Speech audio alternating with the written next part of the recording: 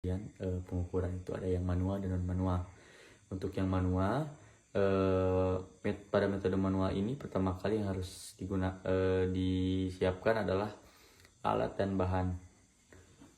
Nah, alat dan bahan yang akan digunakan yaitu seperti tali ataupun benang, patok atau palu,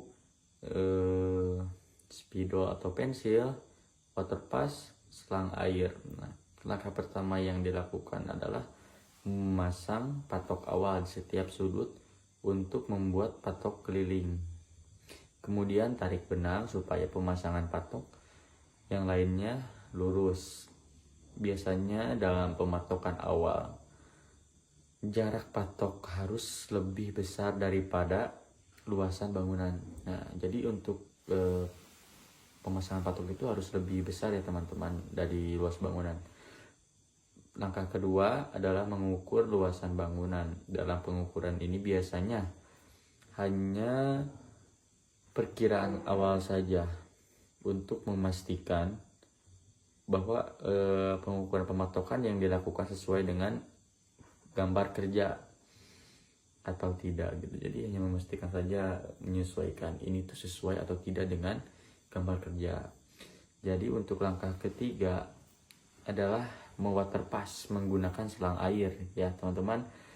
Biasanya para tukang menyebutnya timbangan air untuk menentukan ketinggian pondasi slope yang direncanakan. Biasanya ketika akan mewater pass, titik awal yang diukur adalah patok yang berada di level tanah yang tinggi. Jadi untuk angka ketiga ini kita menggunakan water pass selang air untuk mencari beda tinggi gitu teman-teman. Langkah keempat, setelah semua patok ditandai ketinggiannya, barulah kita pasang papan boplang sesuai dengan water pass tadi.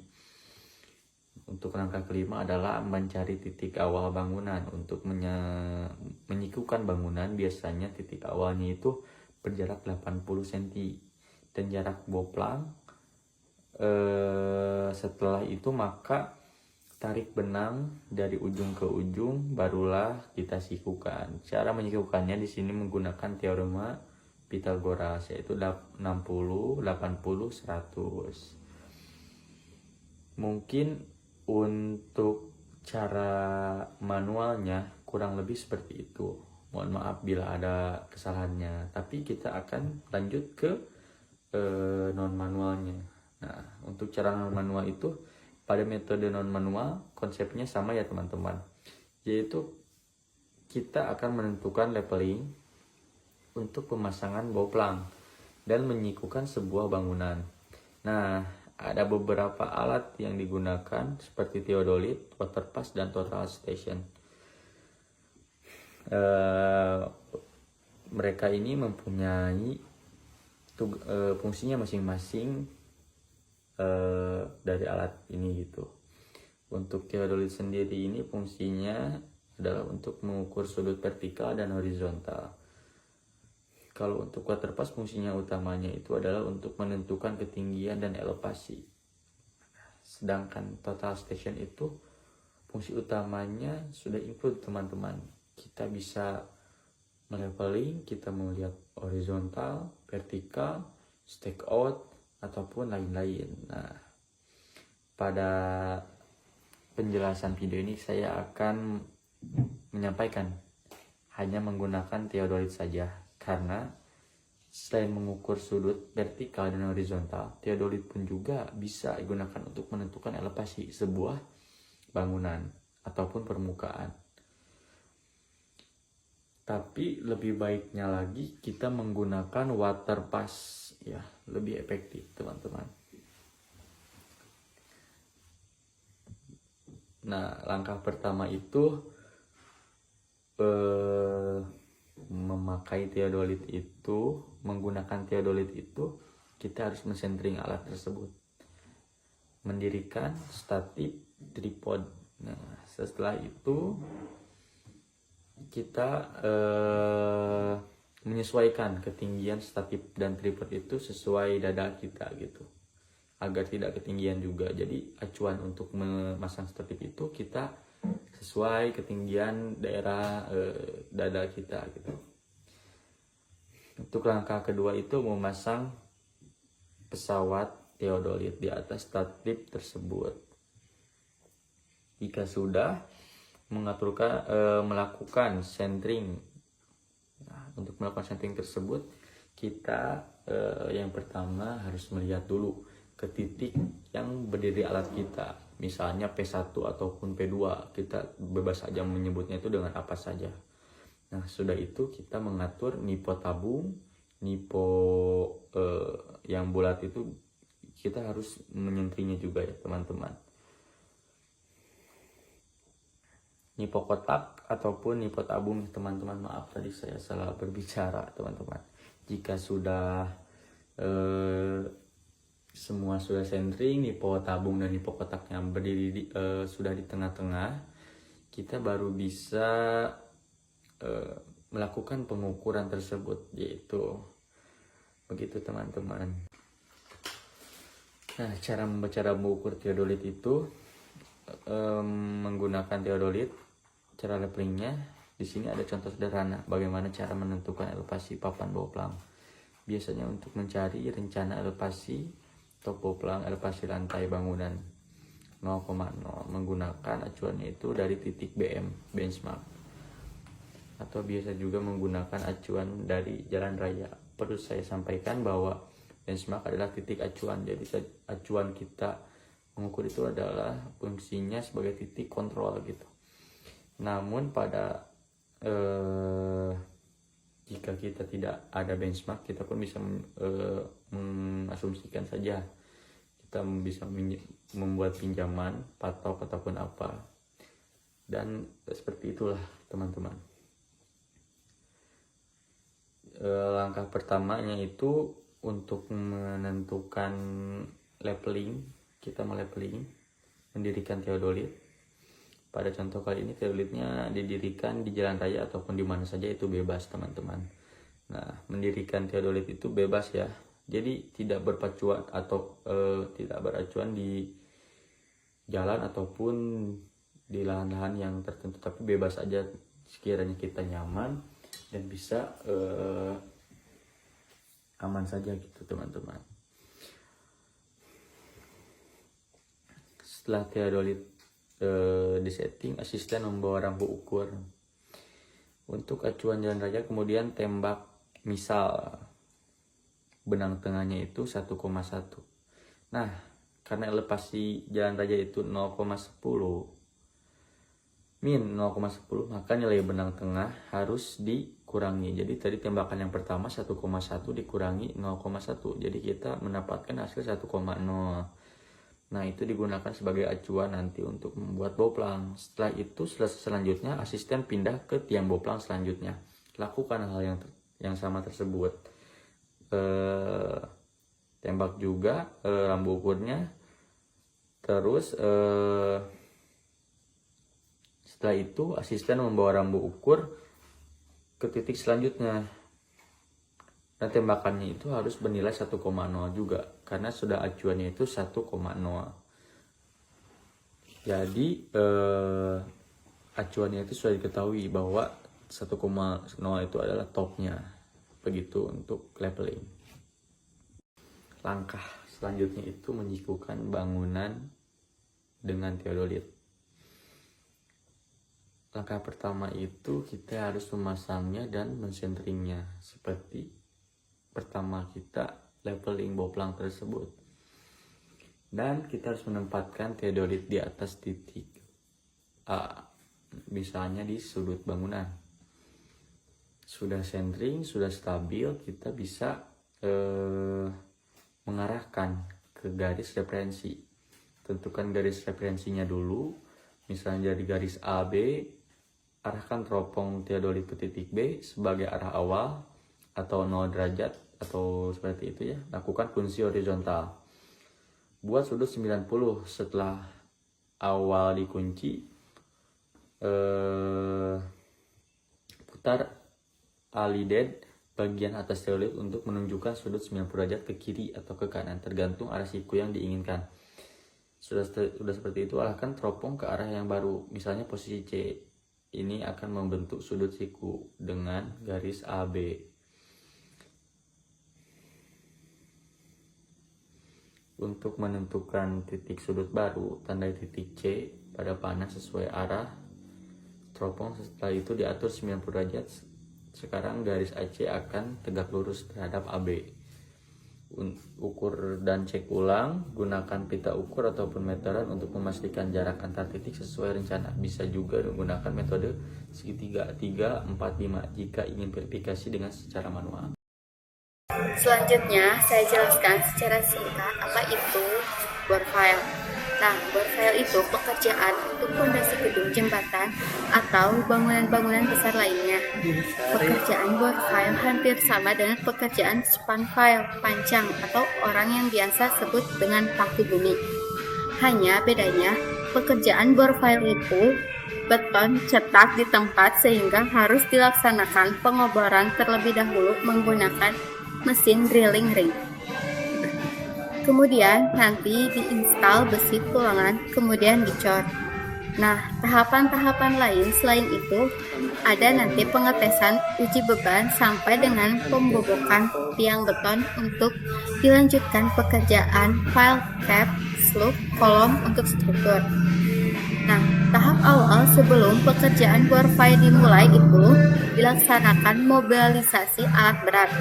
Mobilisasi alat berat itu menggunakan truk-truk besar seperti Scania P380, Safe Loader Hino 500, dan sebagainya.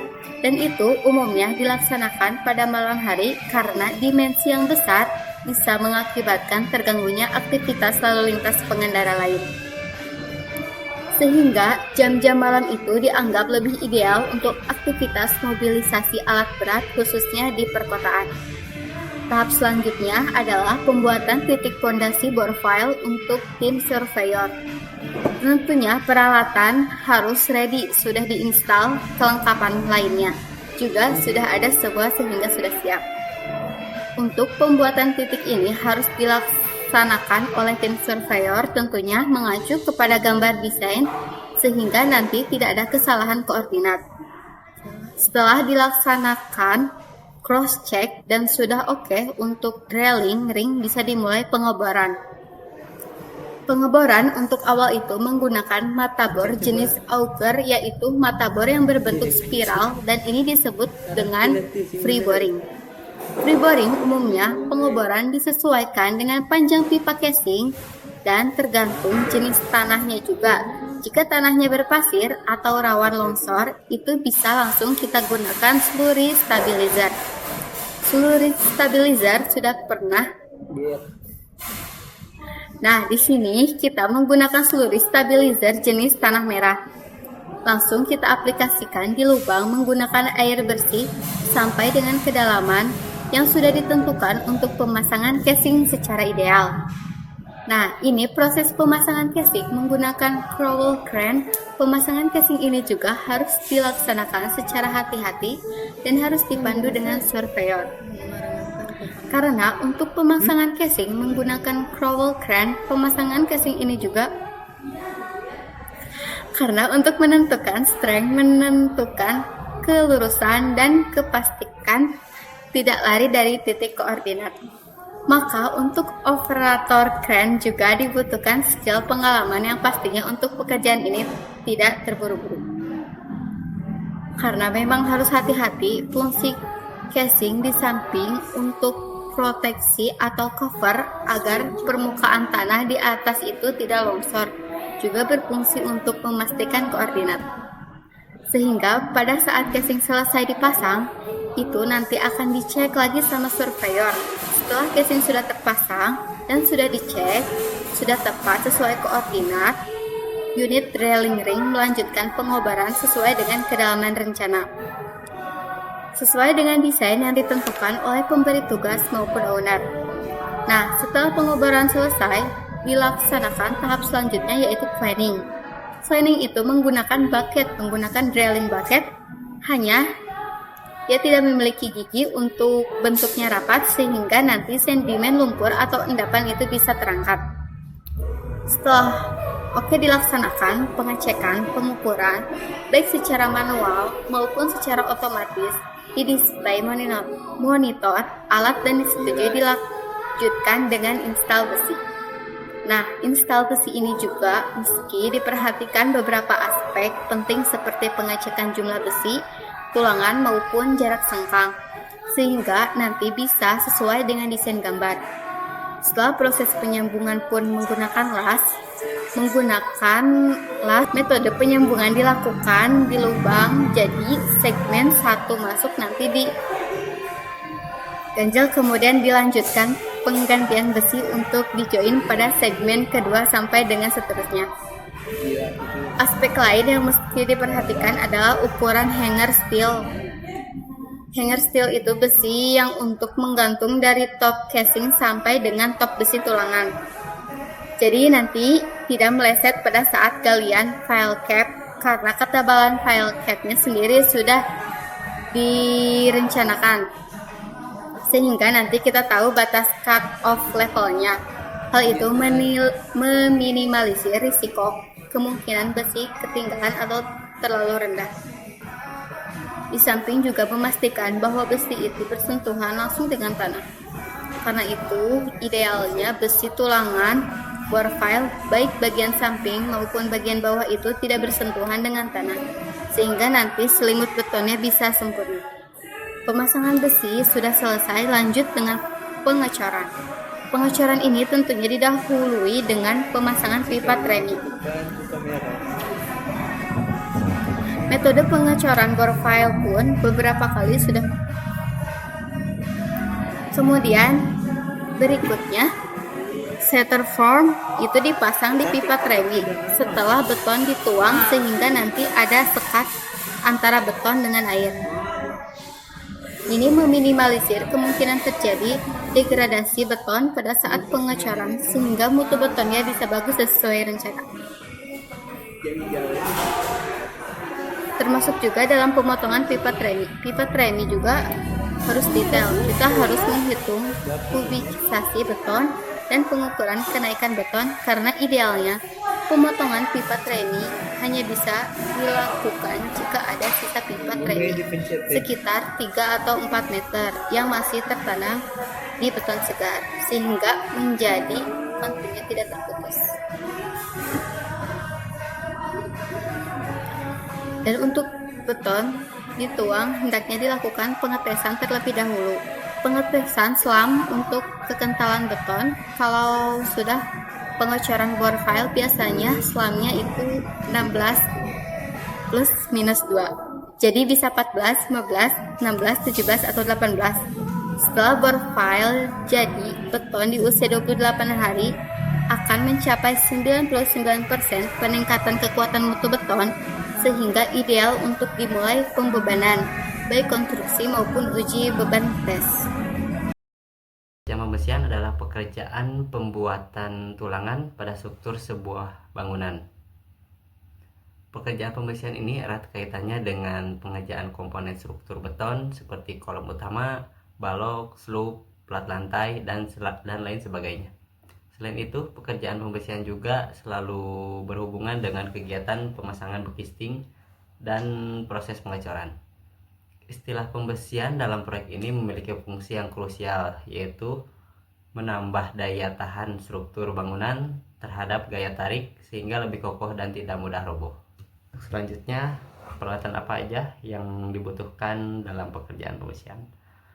Peralatan yang digunakan pada pekerjaan pembesian ini terdiri dari alat tradisional dan juga peralatan modern yang menggunakan listrik. Alat untuk pembesian ini sangat membantu dalam proses pekerjaan pembesian agar lebih efektif. Adapun jenis-jenis peralatan yang digunakan adalah sebagai berikut. Yang pertama, pemotong dan pembengkok besi manual. Alat pemotong besi yang biasa dipakai adalah gunting besi manual. Gunting besi manual ini terdiri dari dua bentuk. Yang pertama mirip tang, serta ada yang mirip pengungkit dan memiliki gagang panjang. Alat pembengkok besi manual adalah kunci besi yang memiliki beragam ukuran. Pada alat pembengkok besi ini biasanya ada gagang yang terbuat dari besi ulir atau besi polos. Yang kedua ada mesin potong besi. Mesin pemotong besi ini lebih efektif dan efisien dibanding alat pemotong besi manual. Anda bisa memotong besi dengan berbagai ukuran dan dengan menggunakan mesin pemotong ini. Selain itu, Anda juga bisa langsung memotong beberapa besi dengan diameter kecil sekaligus. Alat ini sangat cocok digunakan untuk proyek besar yang memiliki pekerjaan pembesian. Yang ketiga ada mesin pembengkok besi. Sama halnya dengan mesin pemotong besi, mesin pembengkok besi ini digerakkan menggunakan listrik dan cocok untuk proyek besar.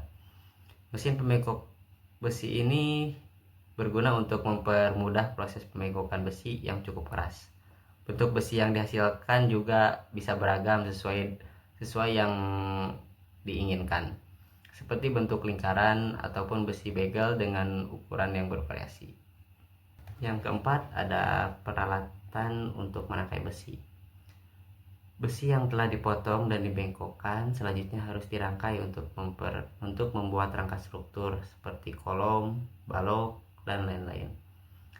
Alat yang digunakan untuk merangkai besi ini terdiri dari meteran, penanda, gunting kawat, dan pengikat kawat. Alat pengikat kawat ini terbagi menjadi dua macam, yaitu ada yang manual seperti KTH dan yang elektrik. Untuk selanjutnya ada metode pelaksanaan pekerjaan pembesian. Yang pertama, tahap penyimpanan besi. Tahap penyimpanan besi harus betul-betul diperhatikan agar kualitasnya tetap terjaga. Ketika disimpan, besi tidak boleh menyentuh tanah dan bersentuhan dengan jenis logam lainnya. Anda bisa memberikan alas tambahan seperti balok, kayu agar terhindar dari tanah. Berikan jarak setidaknya kurang lebih 5 cm antara alas dan besinya supaya tidak kotor dan tidak mudah berkarat. Letakkan besi sesuai dengan jenis, ukuran, dan bentuknya. Anda bisa memberikan label pada setiap besi yang ada seperti tipe, ukuran, panjang, dan diameter, serta nomor referensi besi agar tidak terjadi kesalahan saat pengambilnya. Yang kedua ada tahap pemotongan dan pembengkokan besi. Tahap pemotongan dan pembengkokan besi ini sebaiknya dilakukan di atas meja dengan permukaan yang datar dan kokoh. Siapkan juga gambar perencanaan sebagai acuan agar bentuk hasil akhir besi sesuai keinginan. Sebelum dilakukan pemotongan dan pembengkokan, pastikan dahulu bahwa ukuran besi yang dipakai tidak salah. Jika terjadi kesalahan ukuran dan sudah terlanjur dipotong, besi tersebut tidak bisa digunakan lagi. Selain itu, periksa kembali apakah ukurannya sudah sesuai atau belum setelah dilakukan pembengkokan. Tahap yang ketiga yaitu tahap pemasangan besi. Tahap yang terakhir adalah tahap pemasangan. Saat proses pemasangan, pastikan besi dalam kondisi bersih dari kotoran dan minyak. Minyak yang menempel pada besi akan mengakibatkan cor beton tidak dapat menempel dengan maksimal, sehingga ketahanan terhadap daya tariknya akan menurun. Peletakan kerangka besi yang sudah dibuat juga perlu diperhatikan. Contohnya pada saat pemasangan rangka slope atau balok lantai, pastikan letaknya berada di tengah-tengah bekisting. Tujuannya agar rangka dapat tertutup sempurna oleh beton. Anda bisa menggunakan beton decking sebagai bantalan kerangka agar posisinya tidak berubah dan tepat berada di tengah. Berikutnya contoh pekerjaan pembesian. Yang pertama ada pembesian untuk pondasi. Pada struktur pondasi, pekerjaan pembesian dilakukan untuk memperkuat elemen seperti footplate, pondasi telapak, atau pondasi dalam seperti bore file. Besi tulangan disusun sesuai dimensi pondasi dan dirangkai dengan bagel pada jarak tertentu. Tulangan utama diposisikan secara longitudinal dan diikat menggunakan kawat benrat atau memastikan posisinya tetap saat proses pengecoran. Kualitas pekerjaan pembersihan pondasi sangat menentukan ketahanan bangunan terhadap beban struktur dan tekanan tanah. Yang kedua ada pekerjaan pembersihan untuk slope. Slope merupakan elemen struktur yang menghubungkan pondasi dengan kolom. Pada pekerjaan ini, besi tulangan disusun membentuk balok memanjang dan dirangkai dengan begal berbentuk persegi. Tulangan pokok diposisikan secara sejajar dan dilengkapi dengan begal yang berfungsi menahan gaya geser. Ketelitian dalam pemasangan slope sangat penting agar distribusi beban pada struktur atas ke pondasi berjalan secara merata. Yang ketiga ada pekerjaan pembersihan untuk kolom. Kolom merupakan elemen vertikal yang menopang beban dari balok dan lantai di atasnya. Pekerjaan pembersihan kolom melibatkan penyusunan tulangan utama secara vertikal dengan begal yang melingkari seluruh batang. Jarak antara begal biasanya diatur sesuai perhitungan teknis untuk menghindari keruntuhan akibat gaya tekan dan geser. Pengikat dilakukan dengan kuat agar posisi tulangan tidak berubah saat pengecoran berlangsung. Yang keempat, pekerjaan pembersihan untuk balok. Balok adalah bagian struktur horizontal yang menyalurkan beban ke kolom. Pekerjaan pembersihan pada balok mencakup penempatan tulangan utama di bagian atas dan bawah balok dengan tambahan tulangan lentur dan geser sesuai kebutuhan. Pegel ditekuk mengikuti dimensi penampang balok dan diikat erat ke tulangan pokok. Pengaturan tulangan pada balok memegang peran penting dalam mendukung kestabilan struktur pada lantai dan atap. Dan yang terakhir, pekerjaan pembersihan untuk plat lantai. Plat lantai merupakan salah satu elemen kunci dalam konstruksi bangunan yang memiliki peran penting dalam memastikan kestabilan, kekuatan, dan keamanan suatu struktur. Dalam industri konstruksi, plat lantai digunakan untuk membentuk lantai yang kokoh dan dapat menopang beban yang diberikan. Backcasting dan peranca, persiapan pekerjaannya ada 3, yaitu yang pertama, studi gambar kerja. Di dalam studi gambar kerja, kita harus memahami gambar struktur, detail backcasting, tinggi lantai, dan elemen-elemen struktur lainnya seperti kolom, balok, dan plat lantai. Nah, selanjutnya menentukan kebutuhan jenis backcasting, konvensional, sistem panel, atau sistem formwork modern. Untuk yang selanjutnya, yang kedua ya, perencanaan material dan alat, menyusun daftar kebutuhan seperti multiplex, kayu kaso, tie rod, oli backcasting, peranca, scaffolding atau frame, dan alat bantu. Nah, yang selanjutnya menyiapkan lokasi kerja dan gudang penyimpanan bahan. Yang ketiga, pemeriksaan kualitas material. Pastikan multiplex tidak retak dan rata. Kayu harus lurus dan kering. Peranca harus kokoh, tidak berkarat, dan sesuai standar RSNI dan ASTM. Selanjutnya, pelaksanaan pemasangan peranca dan backcasting. Yang pertama itu kita harus pelaksanaan pemasangan peranca dulu ya, ataupun scaffolding. Yang pertama, poin yang pertama itu ada persiapan permukaan lantai dasar.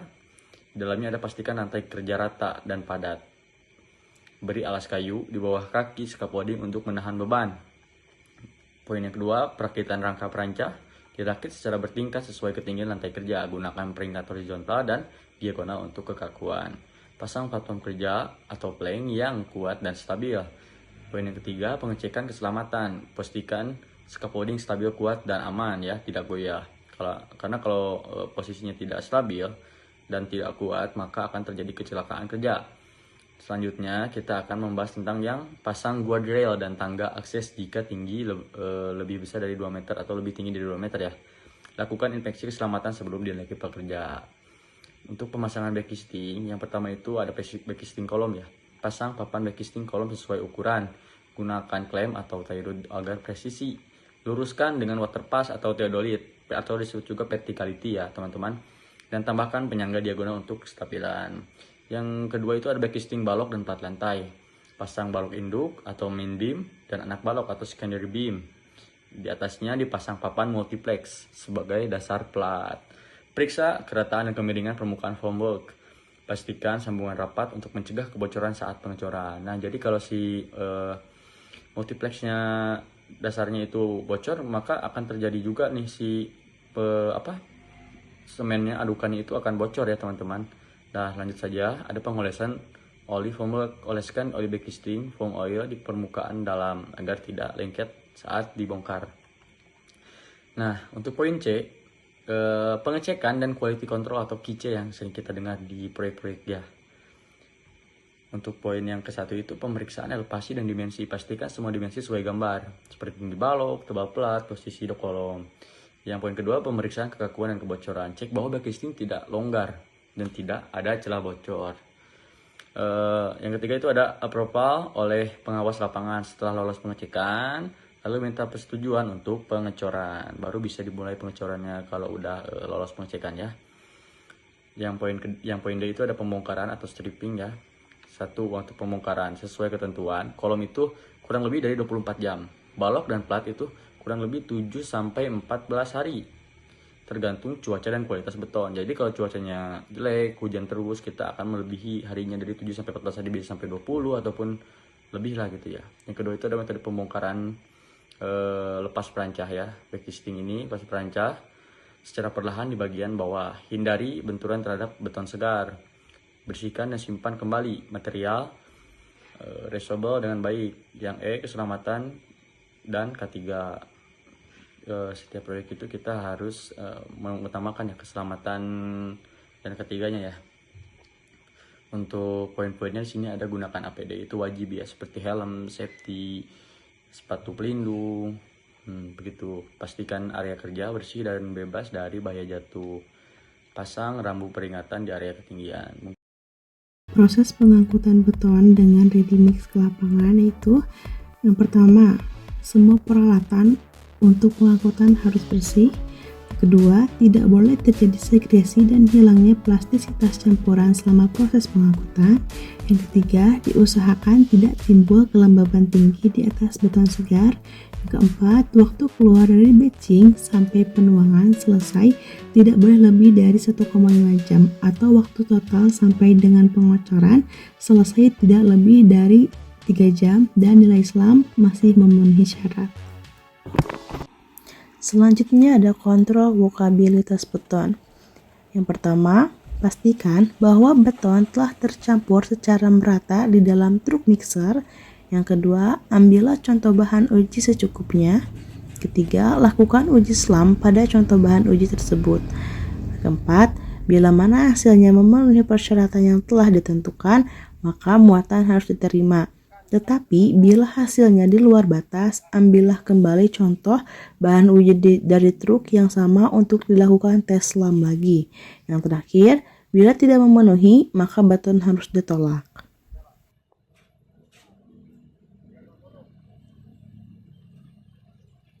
Years ago, when the instances of these things exploding increased drastically, our local ready mix, you just never know. You never know. You can test it every single day. Proses pelaksanaan pembetonan dengan ready mix. Beton dari truk ready mix dialirkan ke concrete pump.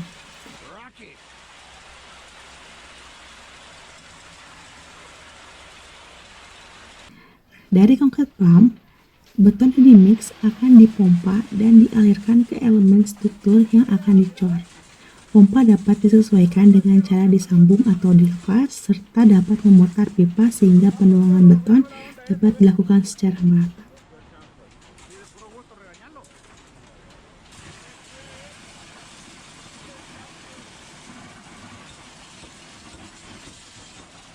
Like that, away we go.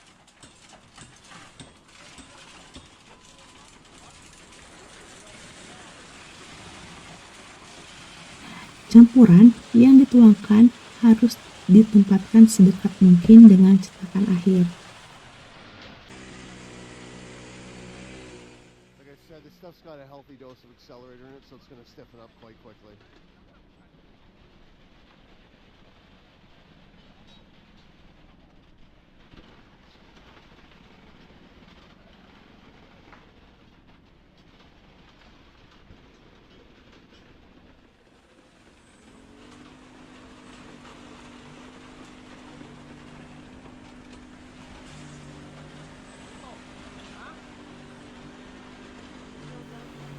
Pembetonan harus dilaksanakan dengan kecepatan penuangan yang diatur sedemikian rupa sehingga campuran beton selalu dalam keadaan plastis dan dapat mengalir dengan mudah ke dalam rongga di antara tulangan.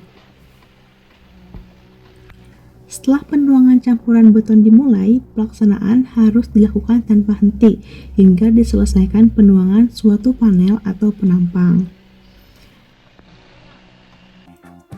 Segera setelah beton dituang, maka beton diratakan dengan penggaruk agar beton dapat tersebar secara merata. Setelah itu akan dilakukan pemadatan dengan menggunakan konkret vibrator.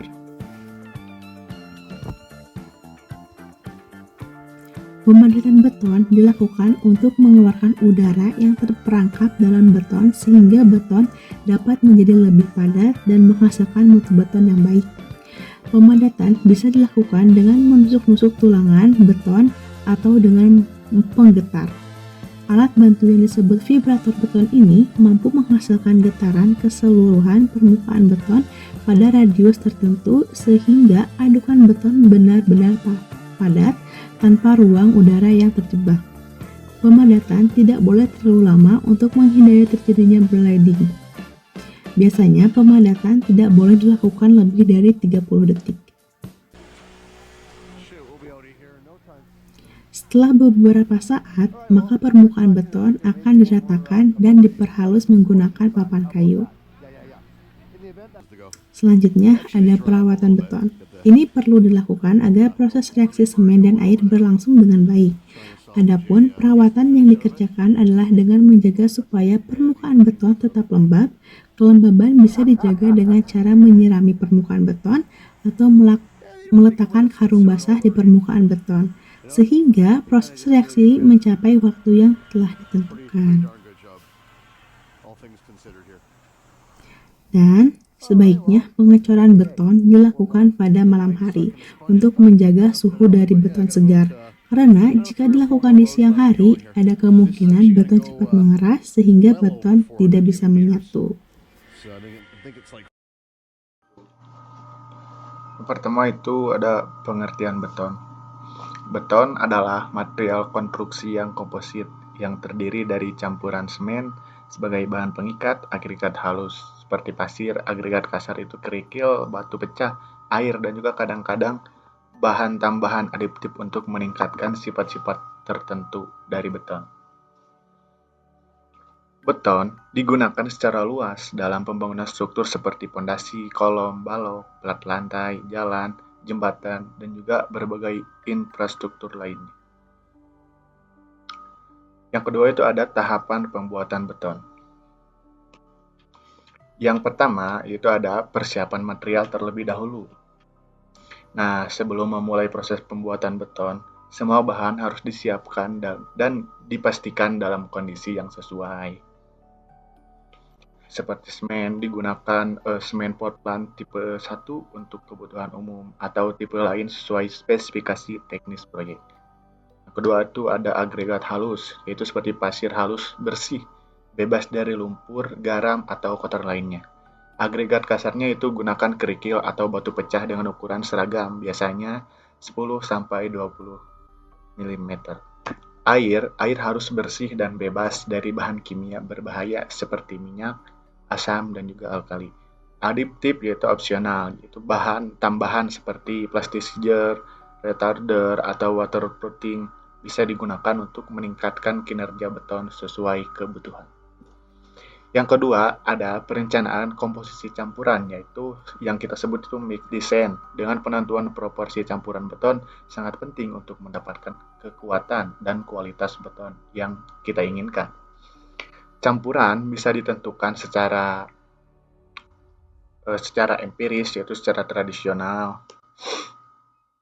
Yang dimana secara tradisional ini yaitu yang pertama itu bagian semennya, yang kedua bagian campurannya, ketiga itu cocok untuk skala kecil atau pekerjaan umum tanpa kebutuhan kekuatan tinggi.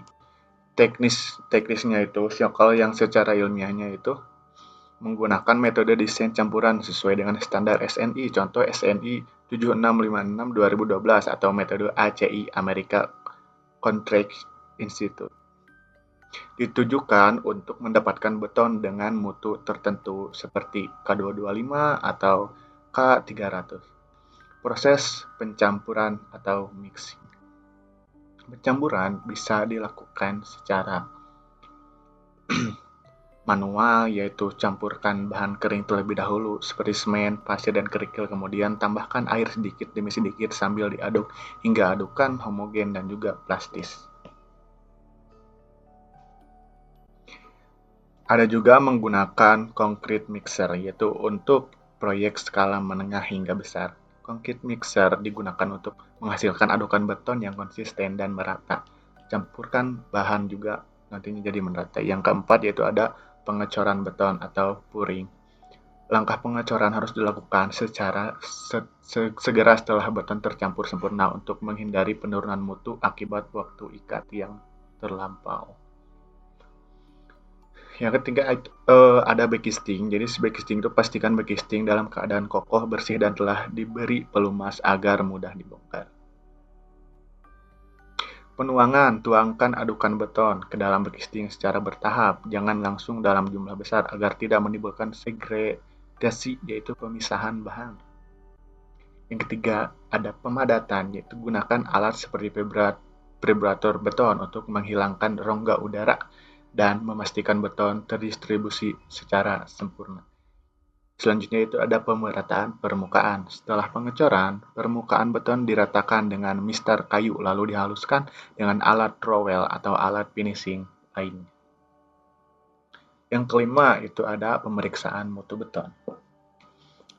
Yang dimana pemeriksaan mutu beton itu yang pertama ada slam test untuk mengetahui konsistensi atau kelecekan beton.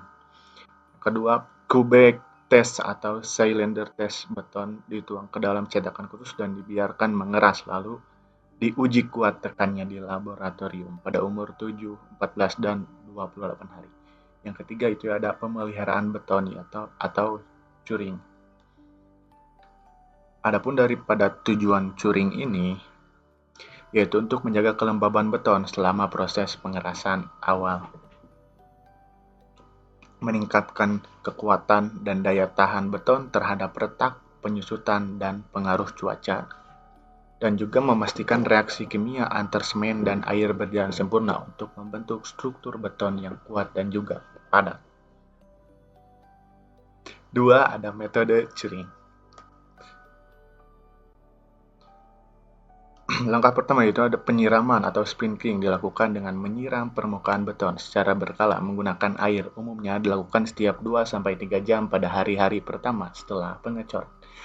Dan yang kedua itu penutupan dengan material basah. Gunakan karung goni basah, tikar, atau plastik untuk menutup permukaan beton agar tetap lembab. Karung perlu dijaga agar tetap basah. Yang ketiga itu ada pembuatan genangan air, cocok untuk plat lantai atau permukaan mendatar. Permukaan beton dibuat kolam kecil dan digenangi air selama beberapa hari. Yang ketiga ada durasi perawatan. Yang pertama itu minimum 7 hari untuk beton dengan semen biasa, OPC 14 hari dianjurkan untuk mutu struktur sedang, 28 hari untuk mutu tingkat atau proyek besar. Yang keempat ada tips dan pertimbangan tambahan. Jangan mencampur air terlalu banyak karena dapat menurunkan kekuatan akhir beton. Pastikan semua alat dan cetakan bersih. Kita membahas mengenai metode kerja dari mulai pembuatan M-panel di pabrik hingga pemasangan di lokasi pembangunan. Metode kerja yang pertama yaitu perencanaan dan desain sesuai kebutuhan proyek. Yang kedua, pemilihan material M-panel beton. Yang ketiga, perencanaan gambar kerja mencakup desain, bentuk hingga detail. Yang keempat, produksi M-panel dengan teknik fabrikasi di pabrik. 5. Siapkan material pembesian yang sudah dirancang menggunakan alat perancang pembesian yang ada di pabrik hingga menjadi pembesian tulangan untuk kekuatan dan daya tahan struktur. 6. Ada siapkan molding untuk cetakan M-panel beton yang terbuat dari baja. 7. Ada letakkan besi tulangan yang sudah dirancang sesuai desain dan kebutuhan proyek ke dalam molding. 8. Lakukan pemasangan lifting hook Untuk penggantung TC atau tension control, juga chain book guna mengangkat hasil M-panel. 9 ada pemasangan plastik decking atau spacer untuk menjaga selimut beton. Yang ke-10 kita pemasangan embedded atau penyambung elemen panel beton dengan elemen struktur lain. Selanjutnya tahap yang ke-13 pengecoran beton menggunakan ready mix dengan mutu beton yang sudah direncanakan sesuai kebutuhan. Ke-14 lakukan pengecoran pada molding dengan molen atau alat yang lebih mudah untuk proses pengecoran di pabrik, tapi biasanya menggunakan molen yang ukurannya kecil. Yang ke-15 ratakan hasil pengecoran beton dalam molding supaya tidak ada udara yang masuk yang menyebabkan hasil M-panel tidak mulus dan rapi. Ke-16 diamkan M-panel yang belum mengering di atas molding hingga akhirnya mengering dengan jarak waktu kurang lebih 24-48 jam atau sekitar 1 hingga 2 hari. Ke-17 yaitu setelah M-panel mengering, selama proses pengeringan sekitar 1 hingga 2 hari itu, M-panel dikeluarkan dari molding untuk melakukan proses curing selama 7 hari hingga mencapai kekuatan maksimum. Terakhir, M-panel yang sudah melewati tahap pengeringan juga curing akan melakukan proses mobilisasi dan pemasangan ke lokasi konstruksi.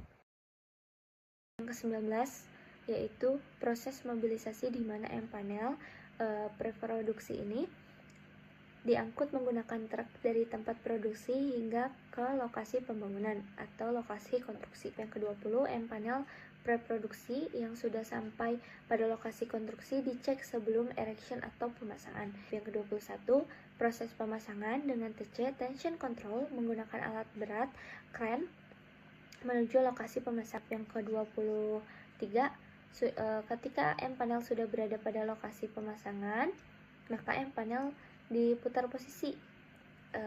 Ketika diangkat oleh crane, posisinya itu kan tertidur, dan ketika sudah di lokasi, M-panelnya diubah posisi menjadi berdiri.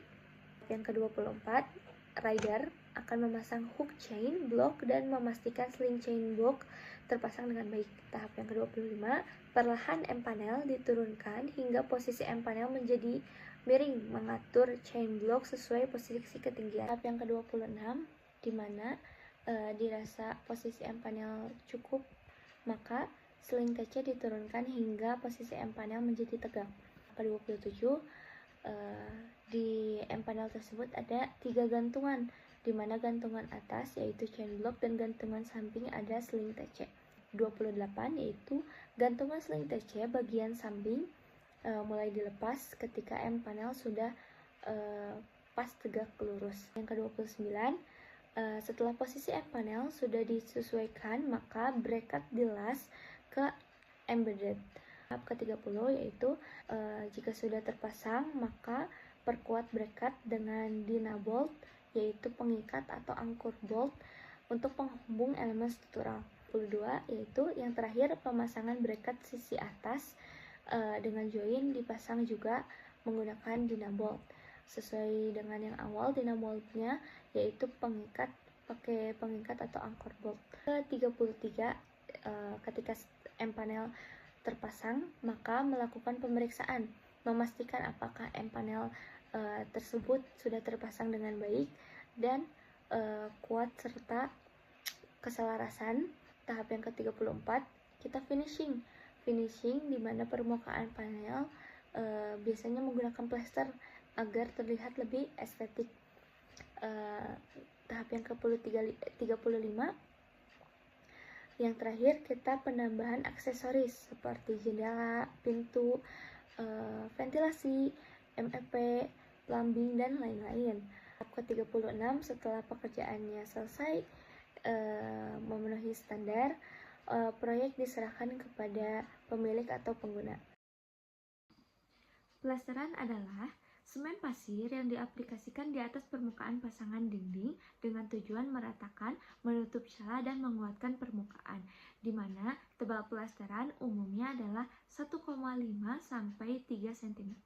Acian adalah lapisan tipis akhir dari campuran semen dan air yang diaplikasikan setelah plesteran benar-benar mengering, yang bertujuan untuk menghaluskan pori-pori dan memastikan bahwa dinding siap untuk dipakai. Metode pelaksanaan plesteran dan pengacian. Di metode ini, yang pertama pasti ada persiapan. Kita menyiapkan gambar kerja, lalu selanjutnya menyiapkan bahan dan alat, di mana bahan ada material semen, yaitu ada pasir dan juga ada air.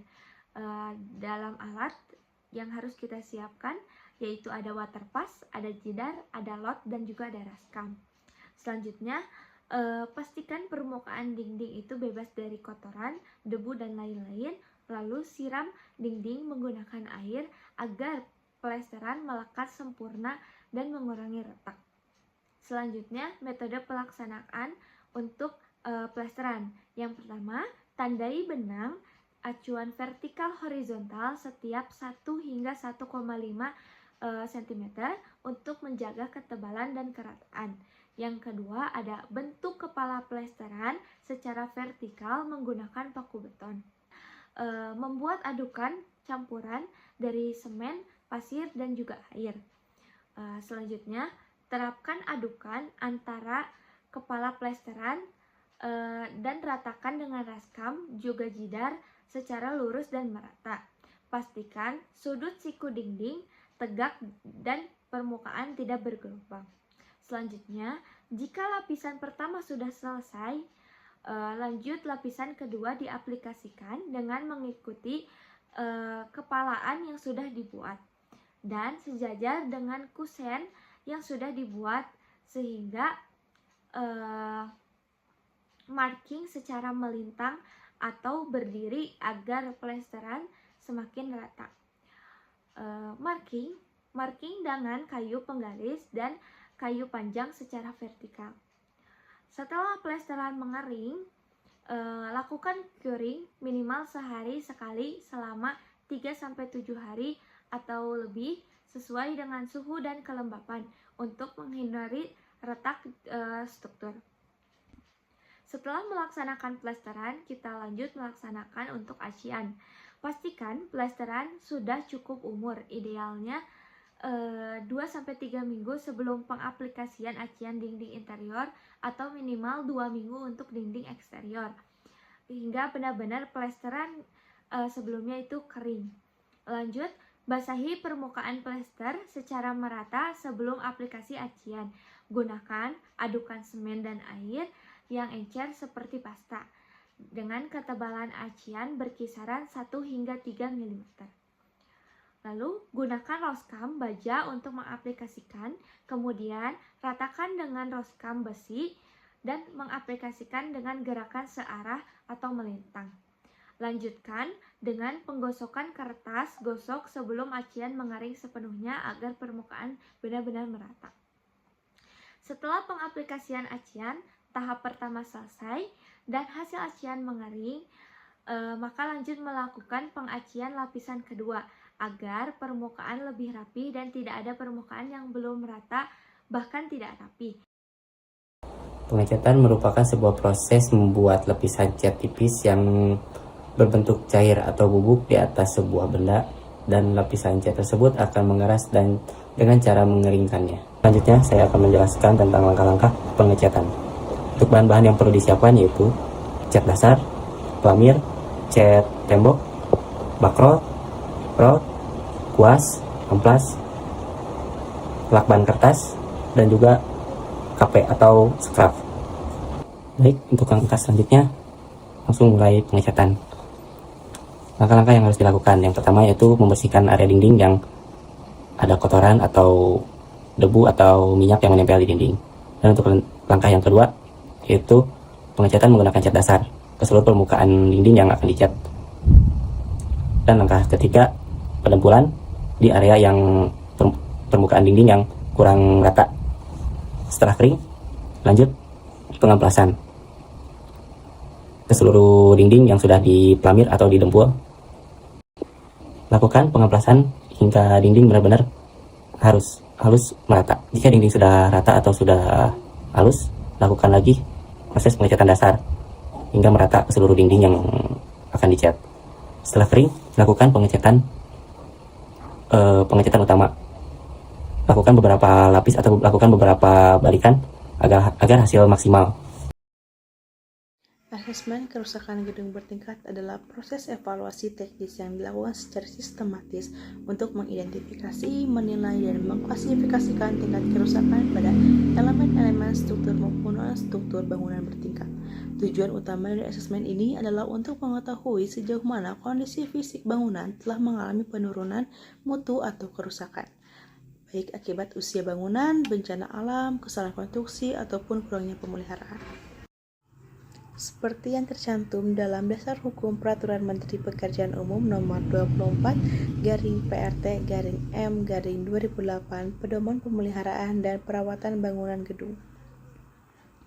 Kerusakan bangunan adalah tidak berfungsinya bangunan atau komponen bangunan akibat penyusutan, berakhirnya umur bangunan, atau akibat ulah manusia atau perilaku alam seperti beban fungsi yang berlebih, kebakaran, gempa bumi, atau sebab lain yang sejenis. Oleh karena itu, asesmen terhadap kondisi bangunan perlu dilakukan karena menjadi langkah awal dalam menentukan apakah bangunan masih layak digunakan, perlu dilakukan perbaikan atau harus dibongkar. Dengan penilaian yang menyeluruh, risiko kecelakaan dapat diminimalisir secara signifikan. Dalam proses asesmen kerusakan, ada 3 jenis kerusakan, di antaranya yaitu ada kerusakan ringan, kerusakan sedang, dan kerusakan berat. Kerusakan ringan, kerusakan komponen yang terjadi pada komponen non-struktural seperti penutup atap, langit-langit, penutup lantai, dan dinding pengisi. Identifikasi visualnya yaitu retak rambut pada dinding plesteran 1 mm, lalu cat mengelupas karena lembab, noda bocor di langit-langit, lantai keramik terangkat sebagian, lalu sambungan pintu atau jendela kendor. Penanganannya yaitu yang pertama ada plesteran ulang dan cat kembali, lalu yang kedua tambal titik bocor atap atau plafon, yang ketiga ada ganti ubin atau keramik rusak, yang keempat ada tidak memerlukannya evakuasi lebih lanjut. Lalu yang kedua ada kerusakan sedang. Kerusakan pada sebagian komponen non-struktural dan komponen struktural seperti struktur atap, lantai, dan lain sebagainya. Indikasi visualnya yaitu yang pertama ada retakan dinding 2-5 mm, terutama pada dinding pengisi, bata ringan atau bata merah. Lalu yang kedua ada spaling beton, yang ketiga ada plafon runtuh sebagian, yang keempat ada pergerakan minor pada balok atau kolom, yang kelima korosi ringan moderat pada tulangan. Lalu penanganannya yang pertama ada injeksi retakan dan perkuatan lokal, yang kedua ada ganti bagian dinding atau plafon yang rusak, yang ketiga ada penambahan beton dan pelapisan ulang untuk perlindungan tulangan, yang keempat ada pemantauan berkala struktur, yang kelima evakuasi hanya pada zona yang terdampaknya saja. Lalu yang ketiga yaitu kerusakan berat. Kerusakan berat pada sebagian besar komponen bangunan baik struktural maupun non-struktural yang apabila setelah diperbaiki masih dapat berfungsi dengan baik. Sebagaimana mestinya, identifikasi visualnya yaitu yang pertama ada retakan 5 mm pada kolom, balok ataupun plat. Lalu yang kedua ada kolom miring atau mengalami penurunan. Yang ketiga ada tulangan beton terlihat dan berkarat parah. Yang keempat, bagian struktur roboh, misalnya runtuhan di lantai sebagian.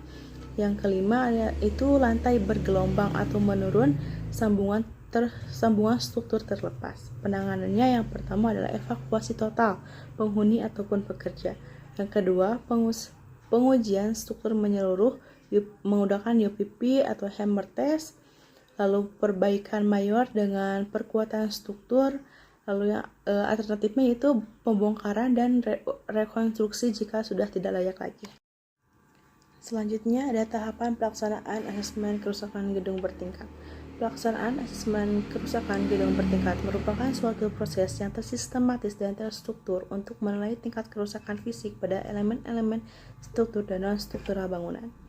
Tujuan utama dari asesmen ini adalah untuk mengetahui kondisi aktual bangunan, menentukan klasifikasi tingkat kerusakan, rusak ringan, rusak sedang, ataupun rusak berat, serta merumuskan rekomendasi perbaikan yang tepat. Adapun tahapan pelaksanaan asesmen kerusakan gedung bertingkat adalah sebagai berikut. Yang pertama ada persiapan dan pengumpulan data. Tahapan ini dimulai dengan pengumpulan dokumen terkait bangunan, seperti gambar, dokumen perizinan, laporan perawatan, dan riwayat renovasi. Selain itu, dilakukan identifikasi lokasi dan fungsi bangunan serta koordinasi awal dengan pemilik atau pengelola gedung. Tujuannya adalah untuk memperoleh pemahaman menyeluruh sebelum dilakukannya survei lapangan.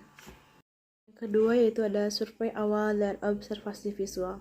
Tim asesmen melakukan inspeksi lapangan untuk mengamati kondisi fisik bangunan secara langsung. Observasi difokuskan pada elemen-elemen struktural seperti kolom, balok, dan plat lantai, dan non-struktural seperti dinding pengisi, fasa, dan langit-langit. Setiap indikasi kerusakan seperti retak, deformasi, korosi, dan pelapukan didokumentasikan secara rinci melalui catatan lapangan dan dokumentasi foto. Lalu selanjutnya ada analisis dan evaluasi struktur. Data hasil survei dan pengujian dianalisis untuk menentukan penyebab kerusakan dan menilai integritas struktur bangunan secara keseluruhan. Jika diperlukan, dilakukan pemodelan struktur menggunakan perangkat lunak untuk mengevaluasi performa struktur terhadap beban kerja yang ada. Yang terakhir ada penyusunan laporan dan rekomendasi perbaikan. Hasil asesmen kemudian dituangkan dalam laporan teknis yang mencakup temuan lapangan, klasifikasi kerusakan, penyebab utama kerusakan, dan usulan metode perbaikan. Rekomendasi ini harus mempertimbangkan aspek teknis, biaya, dan keberlanjutan bangunan. Jika tingkat kerusakan berat, laporan juga menyertakan rekomendasi evakuasi serta atau pembongkaran. Selanjutnya ada ilustrasi komponen bangunan seperti pada gambar berikut. Lalu ada plat lantai. Plat lantai adalah lantai yang tidak terletak di atas tanah langsung, merupakan lantai tingkat membatas antara tingkat yang satu dengan tingkat yang lain. Persentase kerusakan plat lantai pada satu masa bangunan adalah penjumlahan kerusakan plat lantai bangunan tersebut. Di sini ada kriteria penentuan tingkat kerusakan. Selanjutnya masuk ke dalam metode kerja pembongkaran bangunan secara mekanis. Yang pertama ada perencanaan dan persiapan. Sebelum mulai pembongkaran, harus ada survei struktur terlebih dahulu, yaitu dengan mengidentifikasi jenis, material, tinggi bangunan, dan kondisi sekitar. Setelah itu ada pembuatan rencana kerja, yaitu termasuk urutan pembongkaran, lokasi alat berat, dan titik jatuh puing. Setelah itu ada pengamanan lingkungan sekitar dengan dipasangnya pagar proyek, jaring pelindung, serta rambu keselamatan. Setelah itu ada pemutusan instalasi dengan mematikan sambungan listrik, air, gas, dan lain-lainnya. Terakhir ada perizinan lengkap. Pastikan semua dokumen dan izin K3 itu terpenuhi. Yang kedua ada mobilitas alat berat, yaitu alat berat seperti ekskavator, kren, breaker, shear, dan loader ini didatangkan ke lokasi. Dan pastikan alat dalam kondisi baik serta lokasi kerja disiapkan agar bisa bergerak bebas. Yang ketiga ada pembongkaran struktur, yaitu dilakukan berdasarkan jenis struktur. Yang pertama dari struktur non-struktur dulu seperti atap, partisi, jendela, dan pintu, serta plafon. Serta yang kedua ada struktur utamanya, yaitu kolom, balok, dinding. Jenis teknologi yang kedua adalah teknologi pembongkaran bangunan dengan bahan peledak. Ialah metode pembongkaran dengan menggunakan bahan peledak untuk menghancurkan struktur utama bangunan secara cepat dan terkendali. Nah, teknik ini digunakan pada struktur besar dan kokoh seperti gedung bertingkat atau cerobong asap industri. Nah, alat yang digunakan ialah bahan peledak, detonator, serta push dan delay system. Yang keempat ada bor dan jackhammer. Yang kelima ada kabel dan sistem penghubung. Yang keenam ada blasting. Yang ketujuh ada alat pelindung dan keselamatan. Yang kedelapan ada alat pengaman area pagar. Metode kerja pembongkaran bangunan dengan bahan peledak. Yang pertama itu studi dan perencanaan dengan survei struktur bangunan dan lingkungan sekitar, serta tentukan titik peledak dan jenis bahan peledaknya. Yang kedua itu persiapan lokasi, yaitu dengan mengkosongkan bangunan dan evakuasi area sekitar, dan pasang pengaman seperti pagar, basement, dan rambu. Yang ketiga itu pemasangan peledak dengan membuat titik pada struktur seperti kolom dan balok, serta pemasangan bahan peledak dan detonator, dan mengatur waktu ledakan dengan delay blasting system. Yang keempat itu eksekusinya dengan melakukan ledakan dari jarak aman sesuai urutan, serta struktur yang sudah runtuh terkendali, biasanya di implosion. Yang kelima itu pembersihan, yaitu dengan memastikan lokasi aman, serta membersihkan puing dengan alat berat dan evaluasi hasil dan membuat laporannya. Jenis ketiga untuk teknologi pembongkaran bangunan yaitu secara bertahap atau top down. Ini metode pembongkaran yang dilakukan dari bagian atas bangunan ke bawah secara sistematis dan terkontrol. Nah, metode ini paling umum digunakan pada gedung bertingkat, terutama yang berada di area padat penduduk atau memiliki risiko tinggi terhadap lingkungan sekitarnya.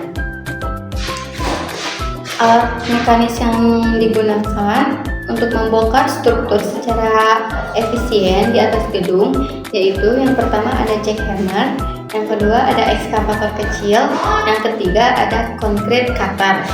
Nah, untuk alat pemindahannya itu ada troli dorong, wheelbarrow crane, dan untuk menurunkan puing-puingnya itu memakai derek atau lift sementara. Untuk metode kerjanya sendiri yaitu yang pertama ada persiapan, meliputi survei struktur bangunan, mematikan instalasi listrik, air dan gas, serta mengamankan lokasi dengan menggunakan pagar, rambu, serta jaring pengaman. Yang kedua itu memulai dari lantai teratas dengan membongkar atap, plafon, dan partisi non-struktural, serta lanjut ke balok, kolom, serta plat lantai. Yang ketiga itu penurunan materialnya dengan cara puing diturunkan lewat kap, hoist, atau kren kecil, serta menghindari menjatuhkan langsung ke bawah karena akan membahayakan. Yang keempat itu lanjut ke lantai di bawahnya dengan mengulangi proses bongkar, turunkan puing, bersihkan, dan lanjut ke bawah. Yang kelima itu membersihkan area dan finishing. Setelah semua lantai dibongkar, dibersihkan sisa puingnya. Setelah itu evaluasi keamanan struktur sekitar. Jenis yang terakhir yaitu pembongkaran bangunan Kajima Corporation dengan dongkrak hidrolik. Ialah bangunan yang melibatkan penggunaan dongkrak hidrolik untuk membongkar bangunan satu lantai pada satu waktu. Nah, metode ini lebih aman dan memungkinkan proses daur ulang yang lebih efisien. Alat yang digunakan ialah ekskavator untuk menghancurkan struktur bangunannya, serta dongkrak hidrolik untuk menurunkan struktur lantai per lantai. Nah, metode kerjanya yang pertama ialah memotong kolom sepanjang 70 cm dari kolom dan lepaskan bagian tersebut. Nah, yang kedua itu memanjangkan langkah dongkrak, yaitu dengan memperpanjang langkah dongkrak sepanjang 70 cm. Yang ketiga itu menurunkan semua dongkrak. Setelah proses 1 hingga 2 selesai untuk semua kolom, maka diturunkan semua dongkraknya. Yang terakhir itu membongkar balok dan plat lantai dari lantai atas. Berikutnya keluarkan balok dan plat lantai dari lantai di atas yang dibongkar selanjutnya dengan menggunakan ekskavator.